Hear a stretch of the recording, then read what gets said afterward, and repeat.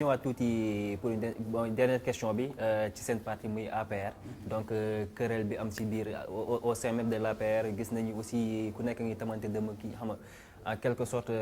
c'est vrai que ñu ngi accuser ñu bëri de faire des réunions nocturnes pour yàqal le président Macky Sall personnellement même la dernière en date mooy sortie wu même Gaston même hier xaw ma ndax gis nga ko au niveau du Sénégal donc il a fait une sortie di accuser ay nit ñi nga xam ne il fomente contre le président Macky Sall donc même ba si Mimi même elle a été citée si interview boobu noonu. waaw Gaston bi nga wax ni dafa def sortie Gaston suma mbokk la. papaam yaayam ak suma papa ñoo bokk ndey ak baay sama cousin la. beneen bi ci des mooy mu nekk koo xamante ne aussi xam naa digganteem ak soxna Aminata Touré. parce que man nee naa la suma mbokk la mais toog nañ ay années et des années presque plus de 10 ans gisante wuñu ñi ngi gisantewaat ci keppaar Aminata Touré. mu nekk xaritam. man ci sama bopp ma doon conseiller ma jàppal lu ma gis ci Aminata Touré loo xamante ni valeur la rek moom mu dëggal ma ko seddal ma ko. beneen bi ci des aussi ma xam Aminata Touré ñoom ñaar seen diggante naka la demee ma xam ni Aminata Touré jàpp na Gaston comme càmmiñ. Gaston jàpp ko comme jigéen mu doon wax ni ma Aminata Mbengue Ndiaye ak Aminata Touré suma ay jigéen lañ suma ay sœur la loolu la moom mus di wax te loolu laa jàpp pourquoi ma gën ko jàpp aussi mooy nit amul lu ko gën a jigee doomam te tey doomu Gaston Mbengue mi ngi liggéeyandoo ak Aminata Touré comme assistante au niveau du conseil économique social et environnemental te bi fa Aminata Touré ñëwee boobu la fa ñëw donc jàpp naa ni Gaston lu baax rek la xam ci Aminata Touré parce que boo demee ba dénk nit sa doom lu baax rek nga mën a xam ci moom alors te ni mu waxee aussi dégg naa ko gisuma ci benn problème personnel bu mu am ak Aminata Touré dafa am ligne bu mu wax ligne bi mu wax nag dama koy dégg dama koy faral di dégg y a des gens yu nekk ci biir APR jàppale wuñ président amuñu loyauté dañuy tenir ay réunions nocturnes man je suis le plus proche collaborateur politique de madame la présidente Aminata Touré. Juillet 2014 la jógee primature août 2014 la commencé liggéeyandoo ak moom pendant 5 ans durant 5 ans bu nekkul à l'extérieur muy lundi mardi mercredi jeudi vendredi samedi dimanche férié maak moom ñooy nekk di liggéeyandoo. ma am loo xamante ni su ma ko dee dégg day am foo xamante ni sax bu ma fa noppee bu ma demee ba ci biir ma noppi sax damay nekk complice su ñooñu man. parce que dafa am lu ma fekkee lu ma xamal suma bopp. lu ma xam fekke ko te aussi ma seedeel ko parce que ànd naa ak moom ba tàyyi ci audience ay nit yu muy jël recevoir leen yóbbu leen ci président Macky Sall. des maires yu nekkoon dans l'opposition mu waxtaan ak ñoom indi leen ci président Macky Sall. dem naa ci audience ba tàyyi ànd ak moom. une seule fois laa ko wax foofu bu ma ko wax je l'ai dit devant le président. te boobu mënatul woon ñàkk. parce que dafa am loo xamante ni da nga koy dund. 5 ans durant parcourir na Sénégal fu mu dégg frustration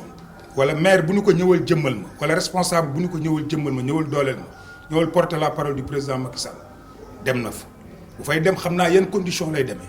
bu fa demee di ñu toog di waxtaan xam naa yan frustration la fay fekk. dégg naa aussi le discours bi muy tenir devant ces gens-là. muy un discours véridique. muy un discours bu leen di wax ni nañu xam ni Macky Sall bi ñu faloon bi ñu doon fal ak bii dafa wute. parce que bi ñu koy fal candidat la ñu fal ko bii pas mu nekk président de la république te ñoom bi ñu koy fal dañ ko faloon pour mu faj soxla askan wi. loolu àndul ak mën a am temps bu bari boo daan gis ñëpp loolu mënul nekk di yëkkati alalam di joxe fii nii au niveau de sa maison li may wax je le dis sous le contrôle de Gaston Mbengue. soo daan ñëw këram suba. ba 2 heures du matin nit ñaa ngi fa mu tijji buntam di recevoir les militants te loolu nag dama lay wax amu ci lenn lu réer le président de la République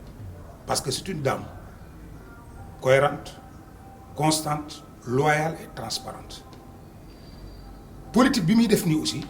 dafa nekk ku jege population yi tijji ay buntam ñëpp di ñëw mais xam nga lan moo ma jaaxal mooy dindi nañ ko primature mu continuer nee naa la ce travail là pendant 5 ans bu dee yaa ngi suivre actualité. attaque boo gis venant d'une forte personnalité de l'opposition, la présidente du conseil économique et social madame Aminata Touré dafay jug du tàggu kenn yeewu 7 heures du matin dem RFM matin wala mu yeewu 7 heures du matin dem beneen télé wala mu jug dem di défendre le président de la République moment boobu kenn du wax dara dañ naan au contraire yenn saa yi sax mu joxe une ligne de défense boo xamante ni responsable ba nekk Kébémer wala Louga dina ko mën a jël def ko moom it une ligne bay jug ci télé bi ak ci rajo bi di ci wax on dit rien mais dafa am benn disque bu rëy boo xamante ni képp kuy jàppale Macky Sall da nga ko war a jël nga teg ko fële ministre de la justice la nekk ñu naan dafay xool fauteuil président de la République mu nekk premier ministre ñu naan dafay xool fauteuil président de la République dindi ko premier ministre loyauté ci politique ci sa engagement politique mooy ak lu mënti am nga loyal ak lu mënti am ki ngay jàppale nga gën ko jàppale man jàpp naa ne Aminata Touré bi muy nekk ministre de la justice ak bi muy nekk primature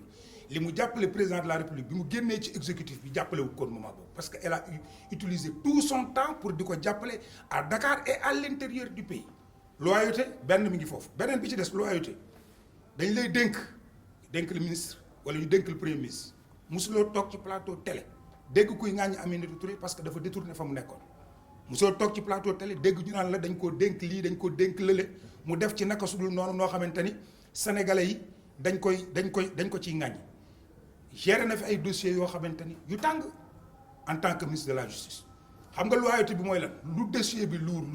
lu contestation yi bari yow ki la dénk di sa kilifa am une vision muy lan la reddition des comptes yow nga taxaw ak sa fulla ak sa fayda xam ni ki la dénk sa loyauté li mu la may mooy nga dem jusqu'au bout li ñu naan dem ba jeex mu dem ba jeex loolu mooy loyauté ñu jëlee la fi nga nekk nga continuer et à la différence du président Macky Sall sànq nee naa la waxuma homme d'état bi mu doon waxuma vision bi muy am mais c'est un homme politique wax nañ wax bi ñuy jëmee bi ñuy yeggee au niveau de la présidentielle 2019 quand il a fallu choisir un coordonnateur pour les parrainages nga xamante ni moo nekkoon liggéey bi gënoon metti lépp Aminata Touré la ko jox kan moo déposé candidature président Macky Sall Aminata Touré moo dem déposé candidature kan moo nekkoon directeur de cabinet wu candidat Macky Sall àndandoog moom wër la Sénégal c'est Aminata Touré nit ku loyalul doo ko dénk loolu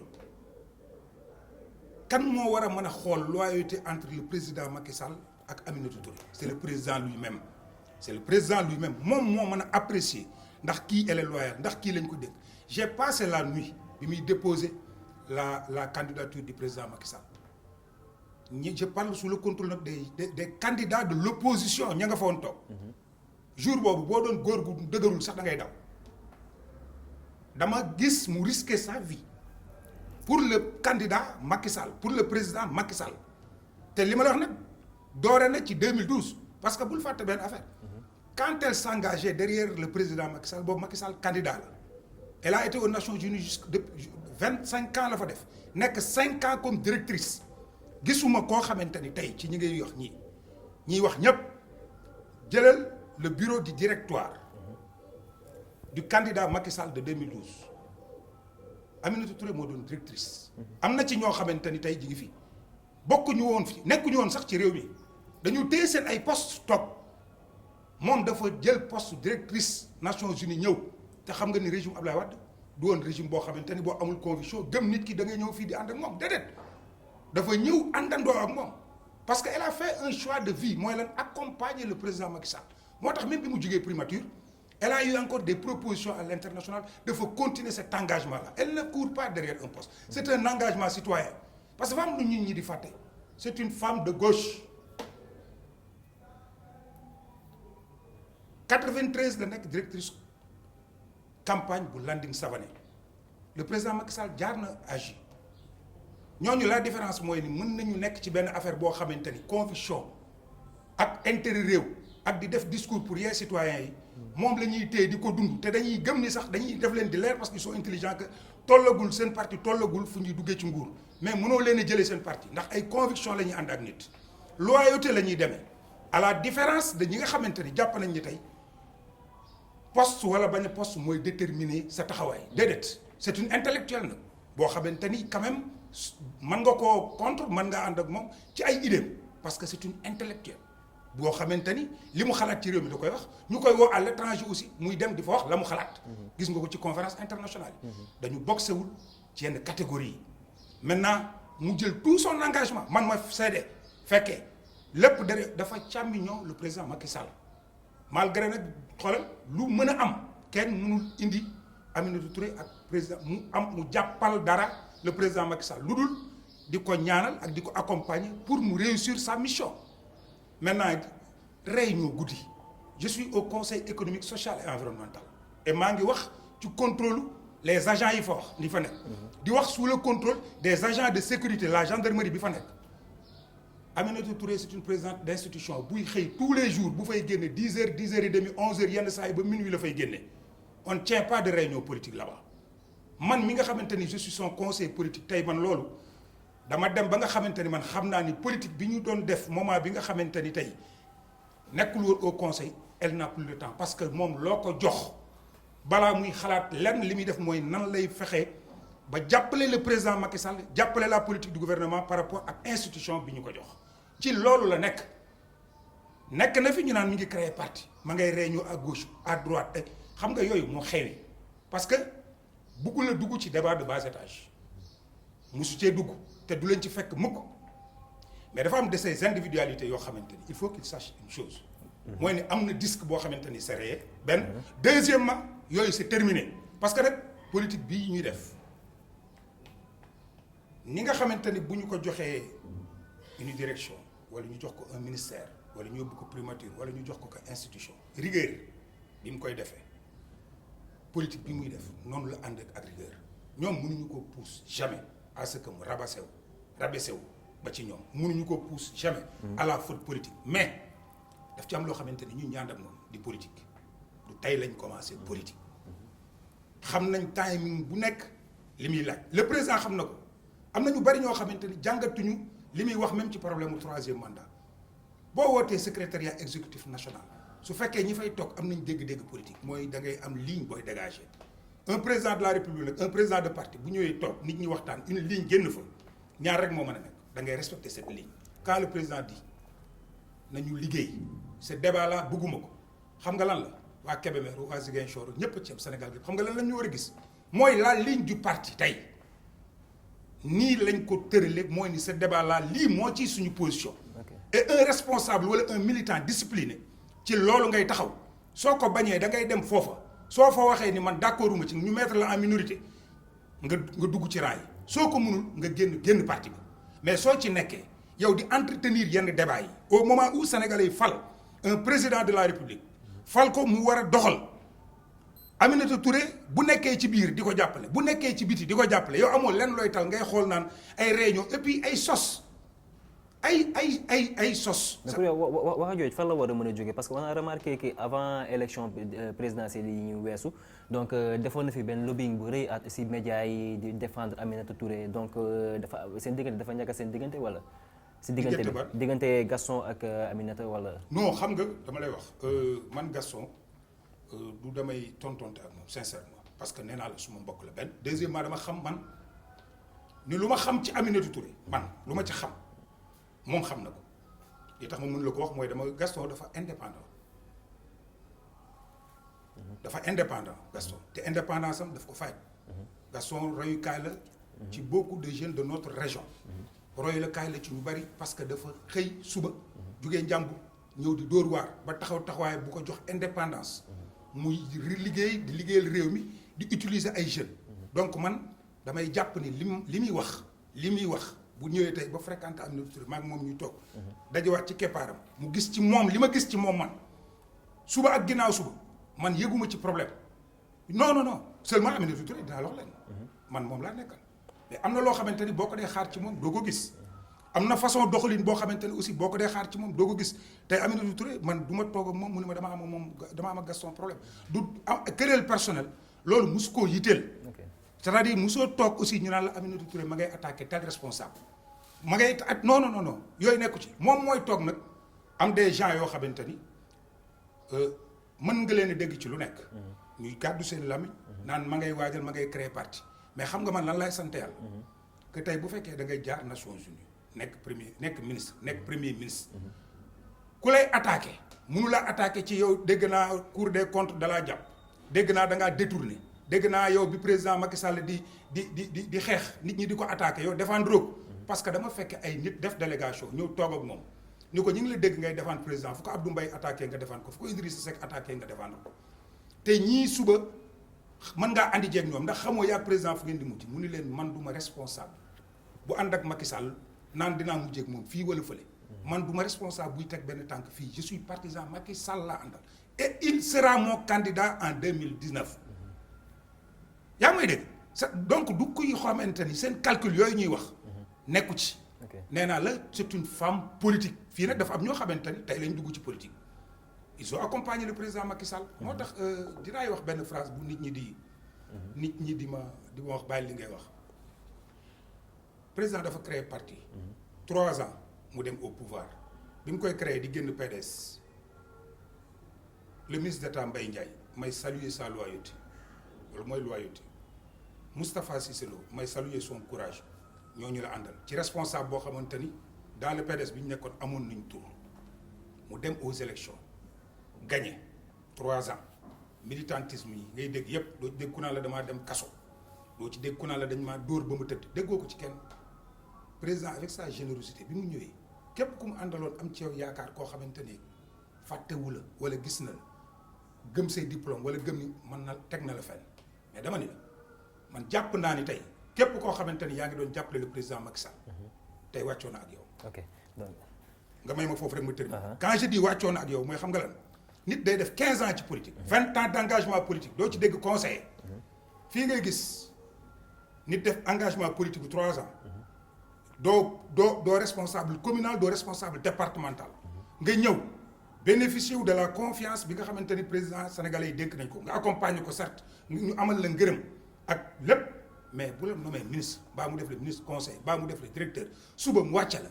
yow man li may jàpp man Sidi Bara mooy ni président wàccoo na ak yow ndax jàppale nga ko de ci 3 ans. mais bi mu faloo am na ay positions yu mu la jox. nit nag bu ñu la falee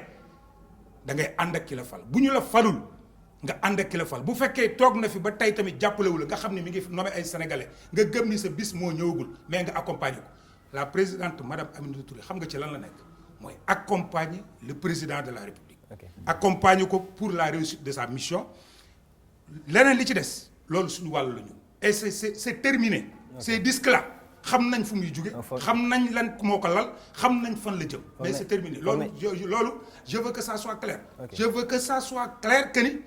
seen politique bi yàgg nañ ci politique nag boo ko dee def da ngay wut historique parti bu ci nekk di nga xam histoire bi nit ku ci nekk di nga xam histoire bi ku ci nekk koy naw koy jàpp koy respecté koo xamante ni da ngay jàpp ni kii doom politique da nga koy xam dootuñu nangu kenn koo xamante ni da ngay yëkkati sa ay kàddu di ko teg ci madame Aminata Touré parce que tout simplement da ngaa bëgg a jaxase digganteem ak président parce que digganteem ak président man awma ci problème parce que xam naa ni Macky Sall le président de la République ni muy choisir ay responsable ak fi mu teg Aminata Touré man xam naa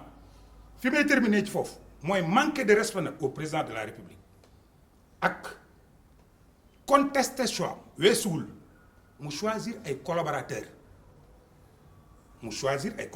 kii laa def ministre wala kii laa def directeur wala kii laa def président telle institution yow nga taxaw ci télé bi ak rajo bi naan kooko day complété day def loolu mooy manque de respect parce que yow boo respecté nit ki doo ŋàññ ay collaborateurs am te bu fekkee nee nga jege nga président wala xam nga président mais bindu ko wax ko mais du ci rajo ngay toog xam nga loolu mooy lan vous avez fait un mauvais choix ci koo xamante ni elle était votre directrice de campagne en tant que candidat en 2012 nekk le ministre de la justice nekk premier ministre nga dem élection capitale en 2019 nga jox ko le parrainage jox ko mu déposer la sa candidature nga def ko directeur de cabinet du candidat mu ànd ak yow nit taxaw naan noo dafay réunion guddi dama ni Aminata Touré man mii di conseil politique am di chef de cabinet politique am di chef de cabinet dama daan gisee teg moom xam nga nee naa la tous les jours maintenant rythme bi ñuy demee au niveau du conseil économique social et environnemental le samedi ak le dimanche léegi du ma ko gis maa ngi sama kër te bu réunion politique doon am man maa koy teg maa fay jiitu may tàggatoo rek mooy di remercier encore une fois de plus le président Macky Sall ci confiance bu mu am ci Aminata Touré ba teg ko au niveau du conseil économique social et environnemental di ko feddali aussi suñu kóllëre ak suñu loyauté ci moom di wax que képp koo xamante ni yaa ngi ci la mouvance présidentielle comprendre ni sénégalais yi politique politicienne dañ ko dépassé am na ñoo xamante ni léegi bu ñu toogee ci télé wala ci rajo di wax kenn du leen déglu ndax crédibilité lañ amatul ñun nañu accompagner le président pour mu réussir son mandat mais di wut ay noon ci suñu biir au moment où l'opposition ñoom ñi ngi organisé wu ak di attaquer le président non ñun benn adversaire lañ am c'est l'opposition adversaire nag boo respecté moo gën sax nga am un partisan boo xamante ni quand même nawoo ko nañu travailler nañu solidaire suñu biir te xam une chose muy dernière chose bi may wax ci soxna Aminata Touré bu ñu amee jàngat tuuti ci nit ñi nga xamante ni à chaque fois ñu ngi koy gasal kàmb à chaque fois ñu ngi teg ci deram dara nañu xoolaat seen bopp bu ñu xoolaatee seen bopp liñ ciy jàngat ñoom mooy nit ku dul tooñ nit ku dul tooñ bul ko tooñ parce que boo xoolee sa bopp xool début ba nga koy tooñ ba fi nga toll tey di nga xam ndax yàlla mi nga xamante ni rek moom rek moo fi nekk ndax yaa ngi gis avancement ci sa bopp am déet fa am nit ñoo xamante ni du ñu tooñ bu leen kenn tooñ te ku bëgg jàmm doo leen laal